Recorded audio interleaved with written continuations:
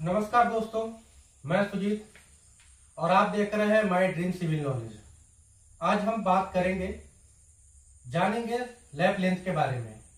Lap length होता क्या है, क्यों प्रोवाइड किया जाता है, कौन से स्ट्रक्चर में कहाँ पर लैप देना चाहिए, तो ये सब चीज हम जानेंगे। यदि आप स्टूडेंट हो या फिर साइड इंजीनियर हो या फिर कोई गवर्नमेंट जॉब की तैयारी कर रहे हो तो ये वीडियो आपके लिए बहुत हेल्पफुल होगी, बहुत मदद करेगी। तो वीडियो में लास्ट तक बने रहिएगा। चलिए हम शुरू करते हैं। पहले लिखा है लैप लेंथ। लैप लेंथ क्या होती है, सीधी सी भाषा में बताते हैं कि जब किसी स्ट्रक्चर में हम स्टील प्रोवाइड करते हैं तो स्टील बार पूरी हो जाती है।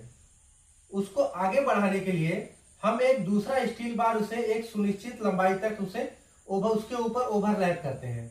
इसी को बोलते हैं हम ओवरलैप। तो अब हम जानेंगे अनेक अनेक स्ट्रक्चरों में क्या होता है।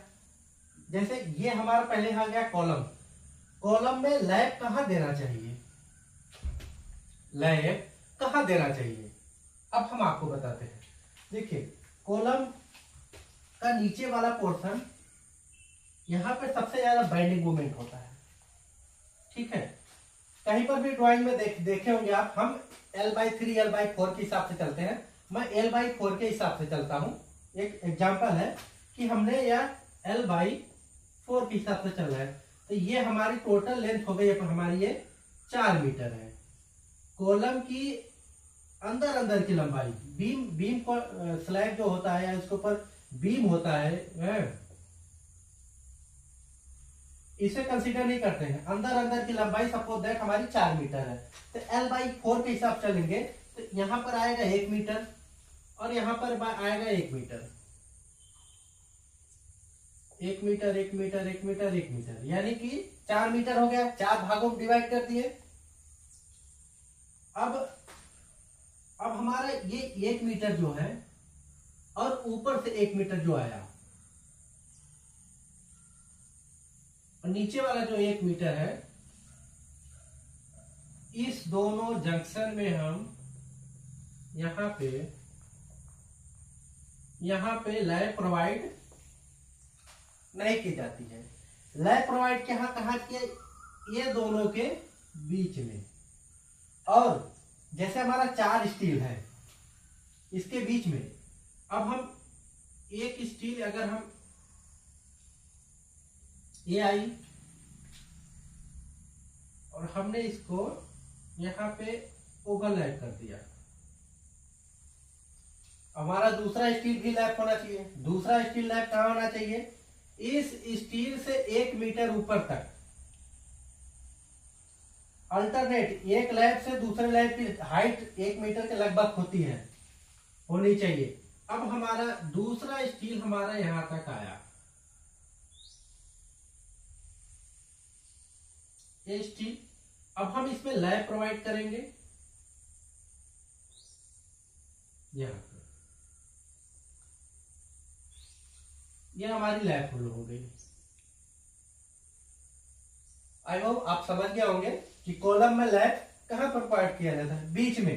L/4 के हिसाब से काट लेंगे। जैसे हमारा 4 मीटर है तो 4 मीटर को 4 भागों में डिवाइड कर देंगे, 1 2 3 4। हमारा नीचे जो 4 आया, ऊपर से 4 आया, उसके बीच में हमको लैप नहीं प्रोवाइड करना है। हमको पूरे जो बाद का 2 मीटर बचता है उसी में लैप प्रोवाइड करना है। और लैप हम अल्टरनेट करेंगे, एक जगह एक लाइन में लैप नहीं प्रोवाइड किया जाता है क्योंकि स्ट्रक्चर वीक हो जाएगा। हम आगे पीछे लैप प्रोवाइड करेंगे। तो ये हो गया हमारा कॉलम का। और बाइंडिंग, जहां पर ज्यादा बाइंडिंग मूवमेंट होता है वहां पर नहीं किया जाता है, क्योंकि स्टील का मेन लाइफ लेंथ क्या होता है कि ये स्ट्रेस लोड प्रोवाइड करता है एक स्टील से दूसरे स्टील तक, इसीलिए हम लैप देते हैं भाई। अब हम दूसरा टॉपिक का बीम। अब ये हमारा कॉलम है, ये भी कॉलम है और ये हमारा बीम है। ठीक, अब बीम में टॉप बॉटम 2 स्टील प्रोवाइड करते हैं। नीचे होता है टेंशन जोन, ऊपर होता है कंप्रेशन जोन।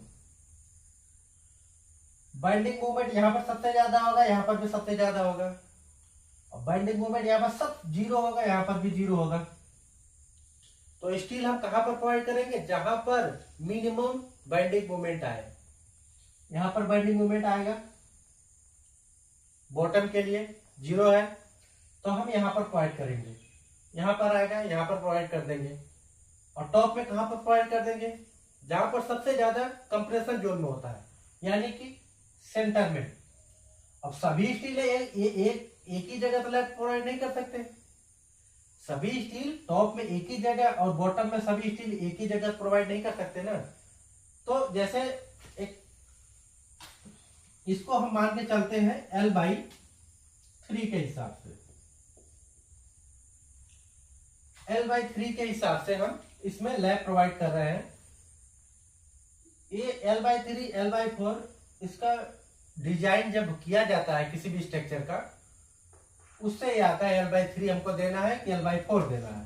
तो एक एग्जांपल लेकर हम चल रहे हैं। तो अब ये टोटल लंबाई सपोज दैट हमारी 3 मीटर है। ये टोटल लंबाई यहां से यहां तक 3 मीटर है अंदर अंदर। अब हमको L/3 के हिसाब से हमको लैप देना है, तो इसको 3 भाग में बांटेंगे। तो 1 मीटर यहां आ जाएगा, 1 मीटर यहां आ जाएगा, ये हो गया 1 मीटर यहां आ गया, बीच में आ गया 1 मीटर, 1 मीटर यहां पर है। 3 भागों में बांटेंगे। अब देखिए बॉटम का लैप यहां पे ये 1 मीटर के अंदर में हमारा बाइंडिंग मोमेंट जीरो होता है। तो ये 1 मीटर से लेकर हम यहां पर अल्टरनेट तरीके से हम, या फिर यहां पर लैप एक प्रोवाइड कर देंगे, एक लैप इधर प्रोवाइड कर देंगे। अल्टरनेट हम लैप प्रोवाइड इधर भी कर देंगे, इधर भी कर देंगे। और टॉप में अब आ गया हमारे बीच का पोर्शन। टॉप की स्टील की बात कर रहे हैं। टॉप में यहां पे सेंटर में क्या होता है, कंप्रेसिव स्ट्रेंथ होता है। तो कंप्रेशन में हमें लैप प्रोवाइड करना चाहिए। और 1 मीटर के बीच में जैसे कि कुछ स्टील जैसे यहां से आई हमने,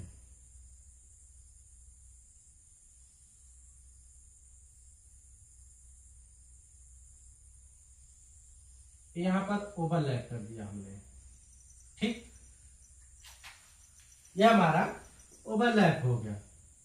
अब दूसरी स्टील आई तो हम इसको यहां पर इसको ओवरलैप कर दिया।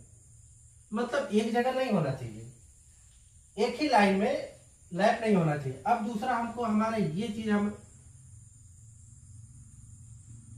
यहां पे हमारा स्टील आया, ये हमारा स्टील है बॉटम में, तो हमको एक लैप हम यहां पर दे सकते हैं,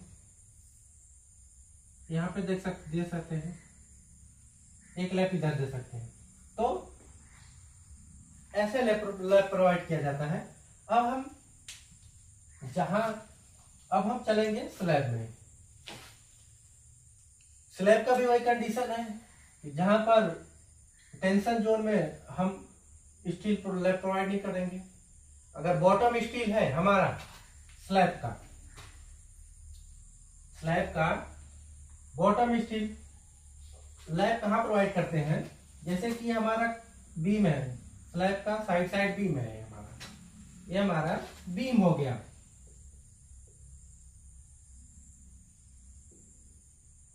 ये हमारा बीम है, ठीक। तो हम लैप कहां पर प्रोवाइड करेंगे, बीम में ही प्रोवाइड करेंगे। और स्लैब का centre point bottom area tension में होता है, और यहां पे ये वाला एरिया इसमें भी होता है L/3 के हिसाब से दिया जाता है।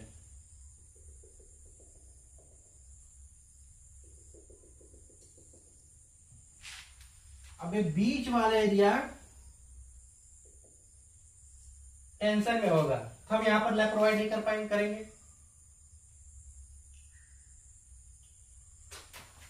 और ये वाला जो एरिया बचता है, ये वाला, ये क्या होगा, यहां पर बेंडिंग मोमेंट सबसे ज्यादा आएगा, ये वाले एरिया में बेंडिंग मोमेंट सबसे ज्यादा आएगा, तब यहाँ पर भी लैप प्रोवाइड नहीं करेंगे। तो लैप प्रोवाइड करेंगे कहाँ? लैप प्रोवाइड हम करेंगे ए बीम में। यहां से जैसे हमारी सरिया गई, क्रैंक बार लगा के ऐसे,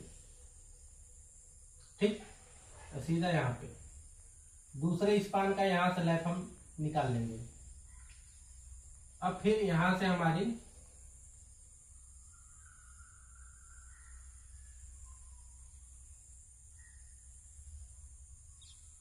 ये हमारा आ गया। सपोज दैट इसके आगे स्पान है या तो फिर इधर स्पान है, तो इसमें हम थोड़ा ओवरलैप करते हैं, क्योंकि दूसरा वाला सरिया स्टील इधर आ जाए, ये वाला स्टील इधर आ जाए। तो इस तरह से हम इंक्रीज लेंथ बढ़ाने के लिए हम अपने हिसाब से बीम से थोड़ा बहुत बाहर निकाल देते हैं। तो दोस्तों, मैं आशा करूंगा आप लोगों के टॉपिक समझ में आई होगी। तो जैसे हमने लैप लेंथ के बारे में बोला कि हमें कॉलम में कहाँ लैप देना चाहिए, बीम में कहाँ देना चाहिए और स्लैब में कहाँ देना चाहिए, तो ये आज की टॉपिक है। कमेंट के माध्यम से आप हमें बता सकेंगे कि वीडियो अच्छा लगा कि नहीं लगा। और जो भी आपको रिक्वायरमेंट होगी, जो भी क्वेरी होगी, आप हमें कमेंट के माध्यम से पूछ सकते हैं। तो दोस्तों, वीडियो देखने के लिए आपका बहुत बहुत धन्यवाद। स्क्रीनशॉट ले लीजिए।